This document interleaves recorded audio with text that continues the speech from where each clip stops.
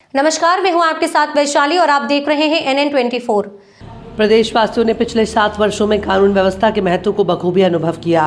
प्रदेशवासियों ने प्रदेश के लॉ एंड ऑर्डर की बेहतर स्थिति और सुरक्षा के माहौल को देखते हुए दोबारा इस सरकार को चुना है। आज हर नागरिक के मन में सुरक्षा का विश्वास है। प्रदेश की मजबूत कानून व्यवस्था का ही परिणाम है कि GIS 23 में 40 लाख करोड़ के निवेश प्रस्ताव प्राप्त हुए, जबकि 2017 से पहले प्रदेश में निवेश के लिए कोई आना नहीं चाहता था।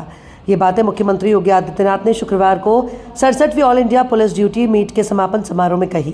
इससे पहले मुख्यमंत्री योगी आदित्यनाथ ने मीट की स्मारिका का विमोचन किया। साथ ही मुख्यमंत्री योगी आदित्यनाथ ने विभिन्न प्रतिस्पर्धाओं के विजेताओं को ट्रॉफी भी प्रदान की। मुख्यमंत्री योगी आदित्यनाथ ने कहा कि देश की आंतरिक सुरक्षा, कानून व्यवस्था और सुरक्षा का बेहतर माहौल बनाने में पुलिस के विभिन्न बलों की अति महत्वपूर्ण भूमिका है। इतना ही नहीं, पब्लिक परसेप्शन तय करने में भी पुलिस बल का अहम रोल है। CM योगी ने कहा कि प्रधानमंत्री नरेंद्र मोदी अक्सर देश के अंदर की चुनौतियों और भविष्य की आवश्यकताओं को ध्यान में रख करके स्मार्ट पुलिसिंग की बात करते हैं। इस दौरान वो सख्त और सेंसिटिव पुलिस की बात करते हैं।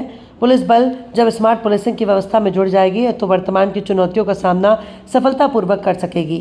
कार्यक्रम में प्रमुख सचिव गृह Sanjay Prasad, DGP Prashant Kumar, DG RPF Manoj Yadav आदि शामिल हुए। मुझे प्रसन्नता है, उत्तर प्रदेश में इस प्रकार की अनेक प्रतियोगिताओं का आयोजन हो चुका है और ऐसे तमाम समिट उत्तर प्रदेश में पूर्व में हो चुके हैं। जुलाई 19 में 62वीं Akhil Bharatiya police Duty meet का आयोजन उत्तर प्रदेश की पुलिस को करने का अवसर प्राप्त हुआ था और नवंबर 21 में अखिल भारतीय पुलिस महानिरीक्षक सम्मेलन भी प्रदेश की राजधानी लखनऊ में हुआ था, जिसमें आदरणीय प्रधानमंत्री जी और माननीय गृह मंत्री जी ने प्रतिभाग किया था। सशस्त्र सीमा बल द्वारा मार्च 23 में Akhil Bharatiya police athletics cluster championship का आयोजन भी यही लखनऊ में आयोजित हुआ था। स्वाभाविक रूप से ये तमाम प्रकार के आयोजन उत्तर प्रदेश में पूर्व में हुए हैं और इन कार्यक्रमों के माध्यम से जब आदरणीय प्रधानमंत्री जी आज देश के अंदर वर्तमान की चुनौतियों को ध्यान में रख करके और भविष्य की आवश्यकता को ध्यान में रख करके जब स्मार्ट पुलिसिंग की बात करते हैं तो स्मार्ट पुलिसिंग के लिए उन्होंने कुछ सूत्र जरूर बनाए हैं कि स्ट्रिक्ट एंड सेंसिटिव पुलिस हमें चाहिए। जो मैंने पहले भी कहा, अपराधी के लिए हम जीरो टॉलरेंस होंगे, लेकिन एक कॉमन मैन के लिए उतने ही संवेदनशील भी होंगे। Modern and mobile, alert and accountable हमारी पुलिस फोर्स को होना पड़ेगा। रिलायबल एंड रिस्पॉन्सिबल, टेक्नो सेवी एंड ट्रेन पुलिस फोर्स आज की आवश्यकता का हिस्सा है और यह न केवल सिविल पुलिस को बल्कि केंद्रीय बलों को भी जब इस व्यवस्था के साथ जुड़ पाएंगे तो वर्तमान की चुनौतियों का सामना सफलतापूर्वक करने में हमें सफलता प्राप्त होगी। हम सब जानते हैं कि देश की आंतरिक सुरक्षा, कानून व्यवस्था और सुरक्षा का बेहतर माहौल बनाने के लिए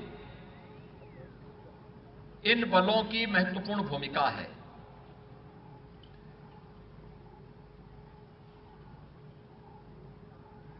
पब्लिक परसेप्शन तय करने में हमारे पुलिस बल की एक बड़ी भूमिका होती है और जब भी हमारी फोर्स, चाहे वह सिविल पुलिस हो, केंद्रीय पुलिस बल हो, सुरक्षा के इस बेहतरीन माहौल को बनाए रखने के लिए उन्हें जिन परिस्थितियों का सामना करना पड़ता है वह उतने ही चुनौतीपूर्ण भी होता है, संवेदनशील भी होता है। एक तरफ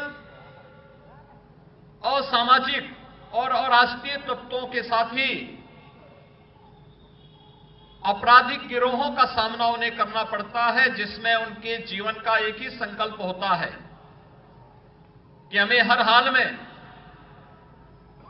एक कॉमन मैन के मन में विश्वास बनाए रखना है, शासन का विश्वास बनाए रखना है।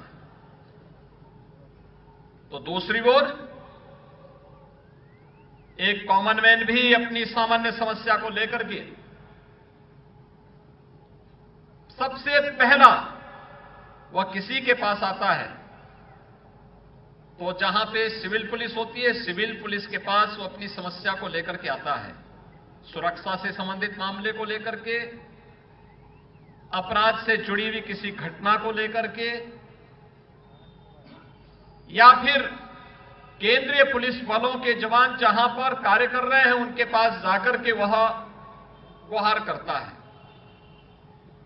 उस समय हमारा व्यवहार कैसे है, हमारा पब्लिक के साथ संवाद कैसा है, ये इस पे निर्भर करता है और उसके मन में एक नया विश्वास उसके माध्यम से पैदा होता है। मैं बार बार इस बारे में सोचता हूं